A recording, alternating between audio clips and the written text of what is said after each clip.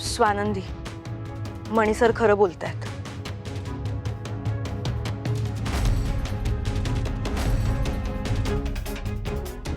तायडे, तू तू इथे.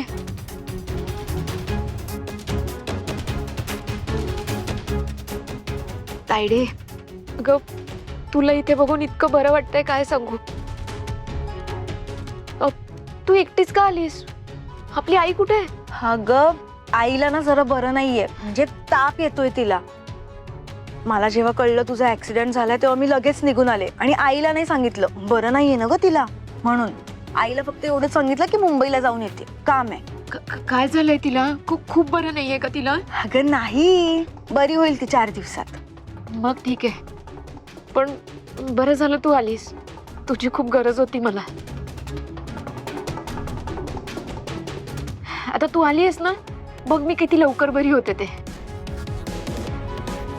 खरं तर मी आज ऑफिसला सुजित सरांना भेटायला आले होते.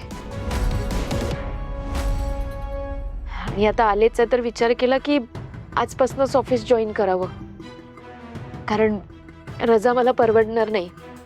तुझ्या लग्नासाठी मला पैसे जमा करायचे ना, आराम करून चालणार नाही, म्हणून मी आजपासूनच ऑफिस जॉईन करणार होते.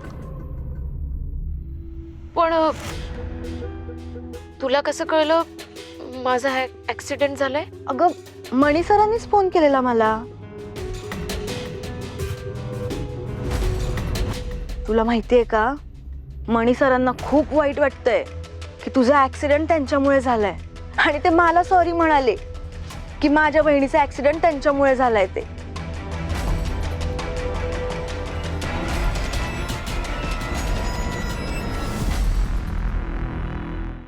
बरं, आता आलीच आहेस तर 2-4 दिवस माझ्यासोबत राहून जा.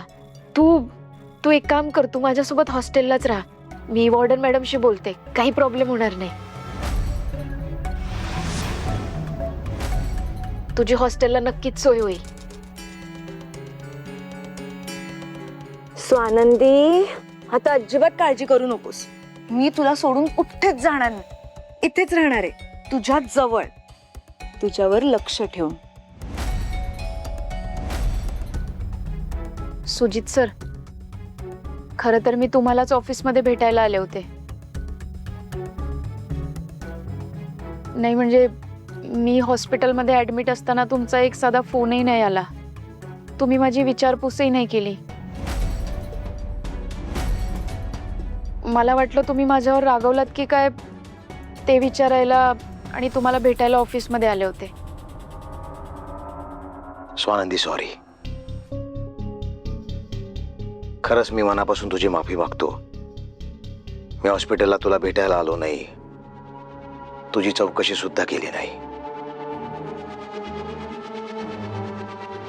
स्वानंदी, या ऍक्सिडेंटला जरी मणी कारणीभूत असला ना, तरी शेवटी ती मला माझीच जबाबदारी वाटते.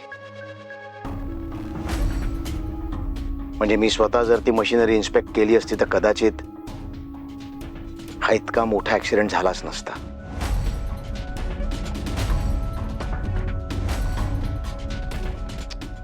हीच गोष्ट मला खात होती आणि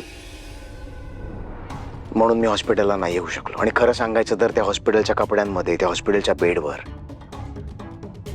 मी तुला बघूच शकलो नसतो. माझंच चुकलं. मी हॉस्पिटलला यायला हवं होतं. जमलं तर मला माफ कर. सुजित सर, अहो तुम्ही कशाला माफी मागताय? ह्या सगळ्यात ज्याची चूक आहे त्याने अजून माफी सुद्धा मागितली नाहीये. सुजित सर, मी उद्यापासून ऑफिसला आले तर चालेल का? नाही म्हणजे माझी तायडी आली आहे तर तिच्यासोबत जरा वेळ घालवते. स्वानंदी, थँक्यू. तायडे, चल आपण हॉस्टेलला जाऊयात. नाही स्वानंदी, प्रॉब्लेम होईल.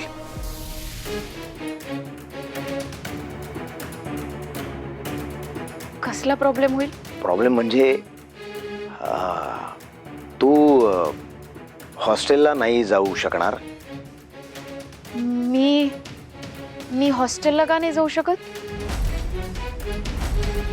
सुजित सर, तुम्ही माझ्यापासून काहीतरी लपवताय का?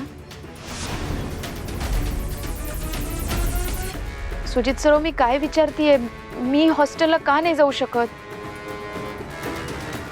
कारण तू आमच्या बरोबर आमच्या घरात राहणार आहेस.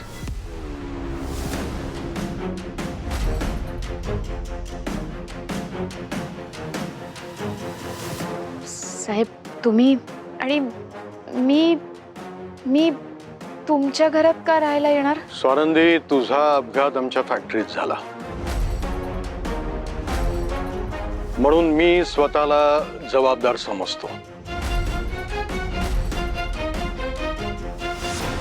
जोपर्यंत तू पूर्ण बरी होत नाहीस तोपर्यंत तुझी जबाबदारी माझ्यावरती आहे. तू माझ्या घरात राहशील, माझ्या नजरेसमोर. साहेब, तुम्ही माझी इतकी काळजी करताय त्यासाठी खरंच थँक्यू. पण तुम्ही स्वतःला दोषी समजू नका. या सगळ्यांमध्ये ज्या व्यक्तीचा दोष आहे त्याला थोडं गिल्टी वाटू द्या.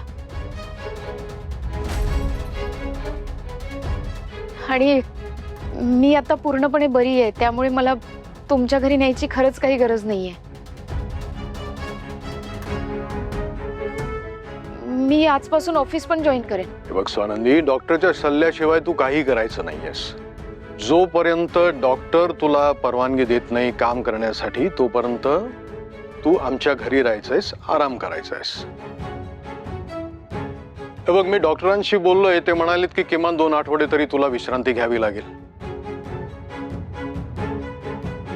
हे बघ, तुला किती वाटत असेल की तू बरी झाली आहेस, पण तशी तू बरी झालेली नाहीयेस.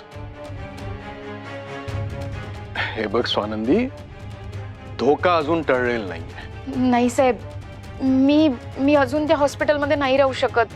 माझा जीव घुटमळतो तिथे. स्वानंदी, पण साहेब बरोबर बोलताय. तुम्ही अशा अवस्थेत, म्हणजे आत्ताची परिस्थिती लक्षात घेता साहेबांच्या घरी राहणंच योग्य. आम्ही बोलतोय ना, मग तुम्ही मध्ये कशाला बोलताय? साहेब, प्लीज यांना सांगा. मणी, मी बोलतोय ना, मला बोलू दे.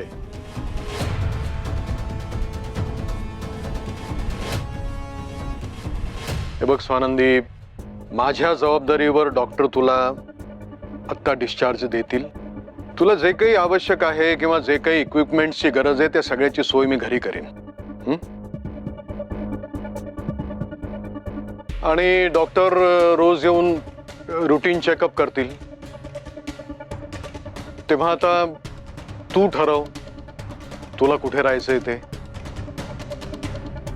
तुला हॉस्पिटलमध्ये राहायचंय का आमच्या घरी?